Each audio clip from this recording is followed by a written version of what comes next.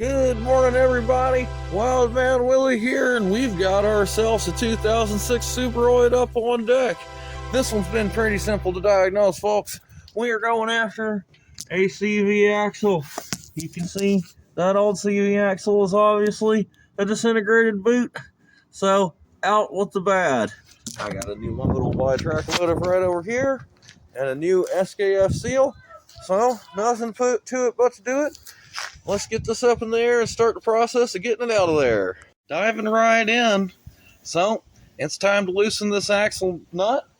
There's a couple of ways to do this. If you have an impact like I do, you can use your 32 millimeter. Stick that right on here and blast it off. If you don't have an impact and got to use a pull bar, you can remove your wheel, punch out the center cap, put the wheel back on, pass your socket through that little hubcap, use your breaker bar on that, and you step on it and pull on it hard enough and she'll pop loose. It usually ain't that bad, but we're going to make quick work of it today. 32 millimeter off the car. Come on, cooperate with me.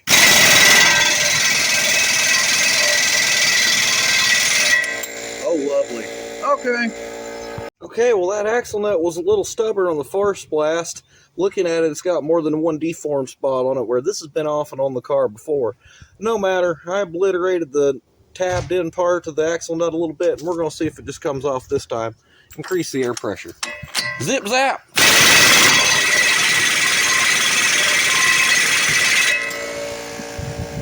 Manual time. She's stubborn, but I've damn near obliterated the lock tab now, so let's see if that's the sort of the stiction, or if we're going to have to get heat, or get even stupider with this. Please work!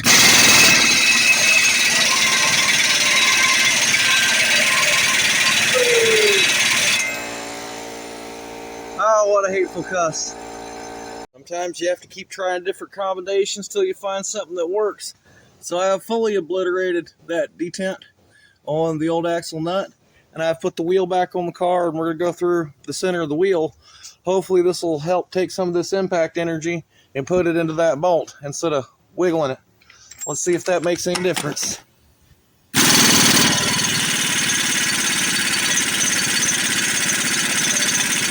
Not really, but now I can get out the breaker bar more effectively.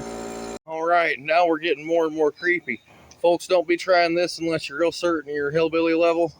I'm wearing my freaking hard hat. What does that tell you? All right, stay back here. I'm propping this camera up so I can deal with it with both hands. Will that get the video? That'll show us what happens.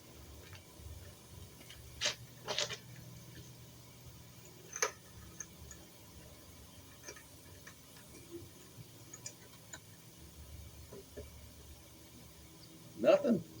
Wow.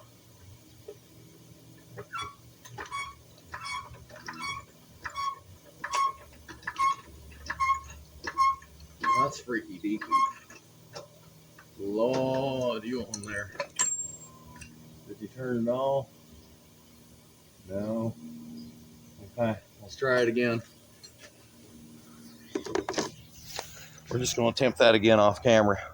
As you saw there, we even tried some sketchy shit, but in the end it came back to the impact with some fresh lube and just going to town on it and let it damn near exhaust from 100% maxed out. Didn't have to get out the torch. I was starting to, but we're going to put that away now. That's off. On to the next step. Damn, son. Yeah, don't try that pull bar shit. That didn't work anyway. Should have. What a bastard. Hey, folks, I just had to put the camera down, get my wrenches put on my thinking cap, and get to work here. I've taken apart more than you may have to, the brake set and all that, but I am a fan of giving myself access to do this, especially when I'm working on an old cuss like this, and I need all these pieces to go back together. So what we've done here is we removed the wheel speed sensor, 10 millimeter bolt, removed the standoff for its wire. I think that one was a 12. I've set the wheel speed sensor to the side, and I've done that before moving the CV axle out of the wheel hub assembly. Next step, I marked the cleaned and then marked the hell out of my bolts, as one of them's a cam bolt, ones that go on this pinch to the strut. So I've got a little arc showing where the outside of the facet are nested, and I've got an alignment mark showing where it was pointed, and I've got both bolts are marked See the top? There's my little alignment mark. Bottom, there's my little alignment mark. And the same thing on the nuts. They're marked. So, be able to put that back in the correct position. I removed the brake caliper, or the caliper bracket and the brake caliper to get the rotor off so I could get behind this dust shield and bend it. Now, I hate doing that. I guess I could have pulled the whole hub assembly out, but I'm afraid that'll go to hell if I do. Purpose of that is I'm trying not to take this car out of alignment. Right now, everything is exactly where I put it. And I wanted to use this compressor rather than a pickle fork or something more destructive to remove that from the knuckle. Now, this one was too wide. I had to get it catty-cornered in there, so I bent my dust shield, but I did it on a simple bend. I'll be able to bend it back. Other things to note in here, that ball joint is pretty toasted. So we're going to talk to them about that. They're in a hell of a lot holding that together there, but I don't have one, so that's not what we're doing today. CV axle going in right now. Or at least the old one's going to come the rest of the way out. There's what's left of the lower ball joint assembly, and she is flirting with disaster. That's got to go for safety. Oh yeah, now is most definitely the time to deal with this. Absolutely. Out it comes, no problem since I'm already here. Wasn't too hard to get that one out of there. No tools required, just grab and snatch. I've got a new seal to go on it too, so that'll be good. Let me get under here and pull this old seal out. Okay, folks, so I just couldn't let that one slide that way. I ran over to AutoZone and paid entirely too much for a ball joint, and we'll just have to pass that on to the customer. But it needed to be there, so that's in there, cleaned up and correct. We're going to feel a lot better about that going down the road. Also got the new axle in. Changed the seal behind it. Old seal came out extra easy with the bill hook. Just pop, no problem. Used the old seal in my fingers to push it in. That one pushes in quite a long ways. And I greased up my axle snout, made sure everything was good and clean, and easily slid her in there, engaged with no problem. So now I just have to put the knuckle and ball joint back on there, tighten it down, and feed this through kind of at the same time. And I've marked everything, and I've not pulled my steering out of adjustment, so I should be able to get everything exactly where they had left it and put this all back together quickly. As soon as I'm done with that, there's a hell of a lot of oil leakage underneath this car. I mean, a lot. Welcome to Subaru. I think there's a main culprit or one of them up top, though. We're going to see about that. Anyway, it leaks over oil everywhere. We're not going to over-repair this one. I got to make it safe and make it where it can drive. That's my goals. We're going to talk about a non-Subaru car for these folks in a minute, I think. Okay, folks, sorry about the footage gap, but we got a little bit of a pet medical emergency here that has made me at least put down the phone and stop recording and get in there and check on the dog repeatedly. But I've managed to get this all done in between. So let's go over it. So, new ball joint is in, tied down correctly. I put that in the knuckle, and I put the knuckle and ball joint into the control arm kind of at the same time I was installing the CV axle. Once the CV axle was installed, I got it pushed fully seated. I put in my wheel speed sensor. I reattached my outer tie rod end. That's good to go. Put a new cotter pin in that. I've put these guys, well, the cam bolt at least is orientated exactly like it was. The bottom bolt does not appear to be a cam bolt. It's where it was.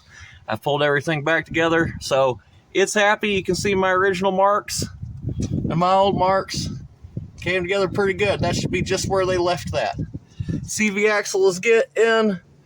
The axle seal is in. We lost a little bit of axle fluid, but not too much. I'll let the lube shop top that off given the situation. Brakes all back together. That bracket reinstalled.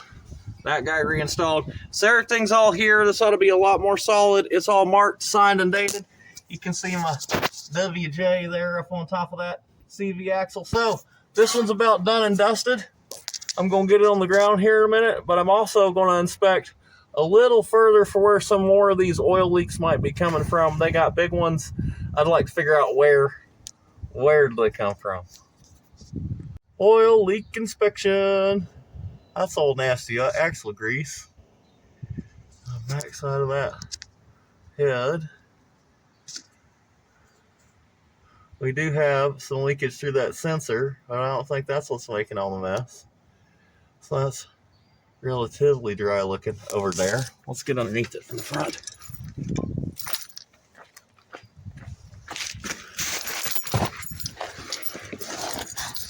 Okay, well, she has definitely leaked from the rear main quite a bit, and that has blown all the way back on the engine. Everything else is kind of covered here.